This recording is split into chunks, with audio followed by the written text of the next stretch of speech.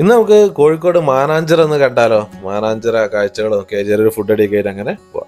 അപ്പോൾ ആദ്യം തന്നെ നമുക്ക് നമ്മുടെ മിഠായിത്തെരുവിലേക്ക് കയറട്ടെ. SK പൊറ്റക്കാട് നോക്കി നിൽക്കുന്ന മിഠായിത്തെരുവ്. പക്ഷേ മുപ്പറ നോക്കാൻ ആളില്ലാന്ന് തോന്നുന്നു. ഫുള്ള് വൃത്തികേടായിട്ട് കാക്കൊക്കെ ആക്കി ഒരു വൈക്കാക്കി ഇട്ടിരിക്കുന്നു. നമുക്കെല്ലാം മിഠായിത്തെരുവിലേക്ക് ഒന്ന് കയറി അവിടുത്തെ കാഴ്ചകളൊക്കെ ഒന്ന് കണ്ട് ചെറിയ ഫുഡൊക്കെ അടിച്ച് നല്ല വരട്ടോ. അപ്പോൾ മിഠായിത്തെരുവൊക്കെ ഇപ്പോൾ അത്യാവശ്യം നല്ല ലെവലായി പോയിട്ടുണ്ട്. ടൈൽസൊക്കെ ചെയ്ത് നല്ല ഷോപ്പുകളൊക്കെ വൃത്തിയാക്കി ചെയ്തിട്ടുണ്ട്. പക്ഷേ SK പൊറ്റക്കാടിന് വൃത്തിയാക്കാൻ ആരുമില്ലാന്ന് തോന്നുന്നു. വഴിക്കട ഫുള്ള് കാക്കയൊക്കെ തൂറിയിട്ട് ഒരു വൈക്കാക്കിയിട്ടുണ്ട്. അതൊക്കെ ഒന്ന് വൃത്തിയാക്കിയിട്ടുണ്ട്. എത്ര ആൾക്കാർക്ക് വന്ന് ഇരിക്കുകയല്ലേ ഇത് കഥ പറയാനൊക്കെ ആയിട്ട് ഉണ്ടല്ലോ. ഇവിടെയൊക്കെ സൈഡിൽ ചെറിയ ചെറിയ സീറ്റുകളൊക്കെ ഇട്ട് ലെവലാക്കി എടുത്തിട്ടുണ്ട്. ടൂറിസമൊക്കെ വികസിക്കുന്ന ഒരു സമയമല്ലേ. ഇവിടെ നല്ലൊരു തണലും ഒക്കെ ആയിട്ട് ആൾക്കാർ ഇങ്ങനെ വന്ന് ഇരിക്കുകയൊക്കെ ചെയ്യും കേട്ടോ. നല്ലൊരു മരത്തിന് ഈ ഒരു ഏരിയയിൽ അത്യാവശ്യം നല്ലൊരു തണുപ്പാണ്. ടൗണിൽ തന്നെ ആണെങ്കിൽ കുറച്ച് മരങ്ങളൊക്കെ ആയിട്ട് രണ്ട് ആൾക്കാരൊക്കെ വന്നിരുന്ന് ഇങ്ങനെ കഥ പറഞ്ഞിരിക്കാനൊക്കെ പറ്റിയൊരു ചെറിയൊരു സ്ഥലമാണ്. മിഠായിത്തെരുവിൻ്റെ ഫ്രണ്ടിൽ തന്നെ. അതിൻ്റെ ഉള്ളിലേക്ക് കയറിയാൽ പിന്നെ തിരക്കിൻ്റെ കളിയായി. ഷോപ്പുകളെ കൊണ്ടും ഭയങ്കര തിരക്കുള്ള സ്ഥലമല്ലേ.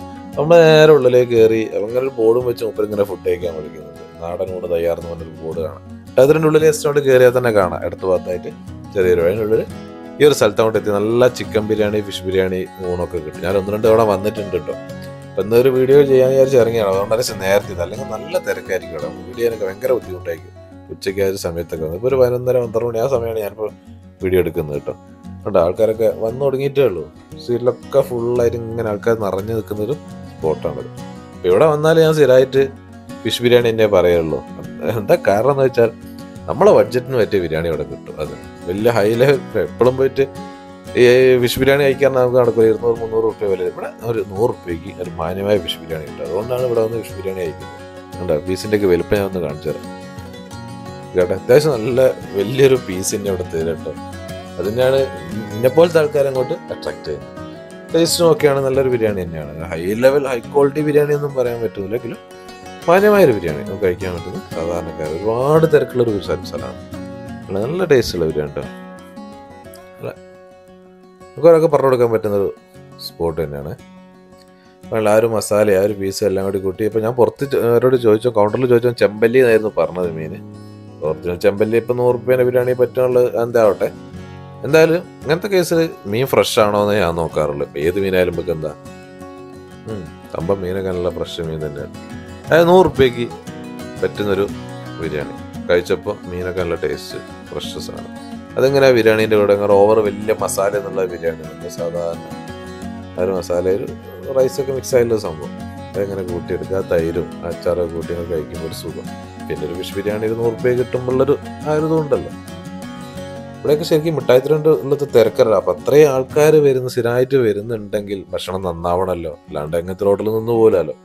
സംഭവം നല്ല ഫുഡ് അല്ലെങ്കിൽ ആൾക്കാർ കയറുമൊന്നുമില്ല. പ്രത്യേകിച്ച് നമ്മളെ കോഴിക്കോട് എന്തായാലും നല്ല ഫുഡാണ്. ഇതിൽ വരുമ്പോൾ ഒന്ന് കയറി നോക്കി നല്ല ഫിഷ് ബിരിയാണിയൊക്കെ അടിച്ചോളൂ. ഊണായിരം ഒക്കെ സെറ്റാണ്. മീൻ പൊരിച്ചൊക്കെ കിട്ടും ഇവിടെ. അപ്പം എന്തായാലും അല്ല ഇവിടുന്ന് ഇനി നമ്മൾ വേനൽക്കാലല്ലേ ഒരു വെള്ളം കിട്ടുന്നൊരു സ്ഥലം ഞാൻ കാണിച്ചാൽ നമുക്ക് കുടിക്കാൻ.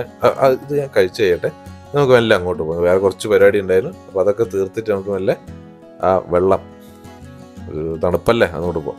അപ്പോൾ നമ്മൾ ഗാദീൻ്റെ അങ്ങോട്ടുള്ള വഴിയാട്ടോ. അവിടെ 1-2 ജ്യൂസ് സെൻറ്റേഴ്സൊക്കെ ഉണ്ട്. നമ്മളെ CP കലന്തൻസൊക്കെ പറഞ്ഞിട്ട് ഈ ഭാഗത്ത് നല്ല ഫേമസ് ആയിട്ടുള്ള അടിപൊളി ഷെയ്ക്കൊക്കെ കിട്ടുന്ന സ്പോട്ട്. അപ്പോൾ അവിടെ ഞാൻ ഇപ്പോൾ കയറുന്നില്ല. വേറെ വഴിക്ക് പോകാനുണ്ട്. അത് കഴിഞ്ഞിട്ട് ഞാൻ വേറെ കാണിച്ചാൽ നമ്മളെ ഗാദി ആകുമ്പോൾ പറയും മറ്റേ ഗാദി നമ്മൾ തുണിത്തരം അങ്ങനെ സാധനങ്ങളൊക്കെ ഇല്ലേ. ഈ കൈത്തറി പിന്നെ ചെറിയ കത്തി മൺകലൊക്കെ വെക്കുന്നൊരു ഒരു പ്രദർശനമൊക്കെ ഉണ്ടാവാന്നൊരു നല്ലൊരു സുഖമുള്ളൊരു ഏരിയയാണ് ഈ ഭാഗത്ത് കേട്ടോ. മരങ്ങളൊക്കെ നല്ലൊരു തണുപ്പൊക്കെയാണ്. പക്ഷെ നമുക്ക് എല്ലായിടത്തുനിന്ന് കയറുന്നില്ലേ. അവർക്ക് ഒന്ന് കാണിച്ചതേ ഉള്ളൂ.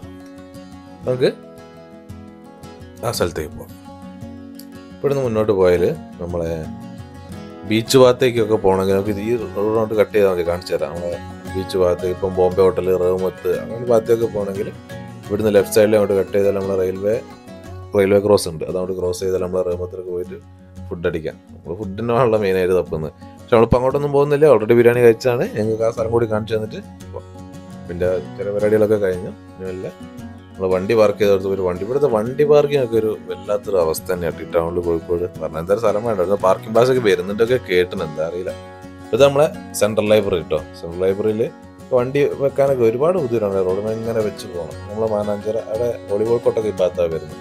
അപ്പോൾ എന്തായാലും ഞാൻ വല്ല വണ്ടി എടുത്ത് നമ്മളെ ഗ്രൗണ്ട് ഭാഗത്തേക്ക് അങ്ങോട്ട് കുറച്ച് മുന്നോട്ടാണ് പോയത്. നമ്മളെ ക്രൗൺ തിയേറ്ററില്ലേ. അപ്പോൾ അവിടെ എത്തിയാൽ നമ്മളെ ക്രൗൺ തിയേറ്ററിന് അങ്ങോട്ട് കോഴിക്കോട് ടൗൺ ഹാളൊക്കെ ഇല്ലേ. ടൗൺ ഹാളിൻ്റെ സൈഡിൽ കൂടെ മെയിൻ റോഡ് തന്നെ. മെയിൻ റോഡ് അങ്ങോട്ട് പോയാൽ ഒരു സ്ഥലത്തെത്തും. കാണിച്ചത് മാനാഞ്ചിറൻ്റെ ചുറ്റും തന്നെയാണ്, അധിക ദൂരമൊന്നുമില്ല മെയിൻ ബസ് സ്റ്റോപ്പിൽ നിന്ന്. അവിടെ നിന്ന് കുറച്ചങ്ങോട്ട് കൊണ്ട് നമ്മളെ മിൽക്ക് സർവത്തൊക്കെ കിട്ടില്ല അങ്ങോട്ടൊക്കെ. പക്ഷെ അത് അങ്ങോട്ടല്ല ഞാനിപ്പോൾ നിങ്ങളെ കൊണ്ടുപോകുന്നത്. ഈ വണ്ടികളൊക്കെ നിർത്തിയിട്ടേ കണ്ട് റോഡ് സൈഡിൽ. അതിൻ്റെ ഒരു കാരണമുണ്ട്.